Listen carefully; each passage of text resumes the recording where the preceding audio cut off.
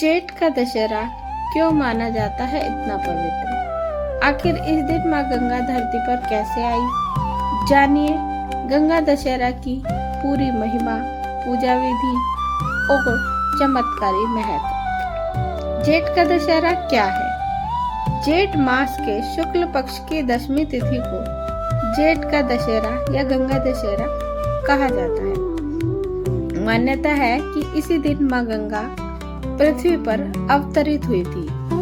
ये पर्व पापों के नाश और पुण्य की प्राप्ति, गंगा स्नान के लिए बहुत ही शुभ माना जाता है। गंगा दशहरा कब है? साल 2026 में गंगा दशहरा लगभग 25 मई सोमवार को मनाया जाएगा। तिथि, स्नान और पंचांग के अनुसार बदल सकती है। माना जाता है कि इस दिन माँ गंगा स्वर्ग से धरती पर आई थी। राजा भगीरथ ने अपने पूर्वजों की मुक्ति के लिए कठोर तप किया था, जिससे माँ गंगा पृथ्वी पर अवतरित हुई। इस दिन स्नान, दान और जप करने से 10 प्रकार के पाप नष्ट होते हैं, इसीलिए इसे दशहरा कहा जाता है। इस दिन क्या करना चाहिए?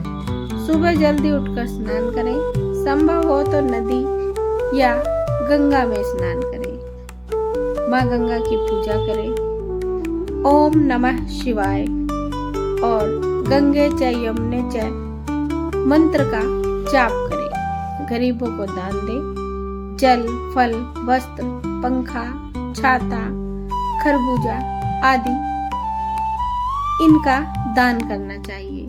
शिव जी की पूजा करना बहुत ही शुभ माना जाता है। अब जान लेते हैं क्या नहीं करना चाहिए। किसी का भी अपमान या झूठ नहीं बोलना चाहिए। तामसिक भोजन और नकारात्मक सोच से बचें। क्रोध और विवाद से दूर रहें। आइए अब जान लेते हैं कि गंगा दशहरा की पौराणिक कथा क्या है।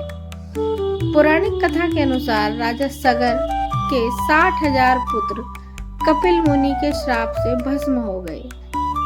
उनके उद्धार के लिए राजा भगीरथ ने कठोर तपस्या की। तब माँ गंगा पृथ्वी पर आने को तैयार हुई, लेकिन उनके वेग को संभालना इतना कठिन था कि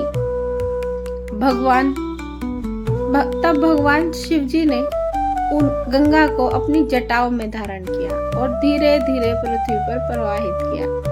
इसी घटना की स्मृति में गंगा दशहरा मनाया जाता है। तो दोस्तों, यही है जेठ के दशहरे यानी गंगा दशहरा की पवित्र कथा और महत्व। अगर आपको ये जानकारी पसंद आई हो तो वीडियो को लाइक करें, शेयर करें और चैनल को सब्सक्राइब जरूर करें। जय माँ गंगा।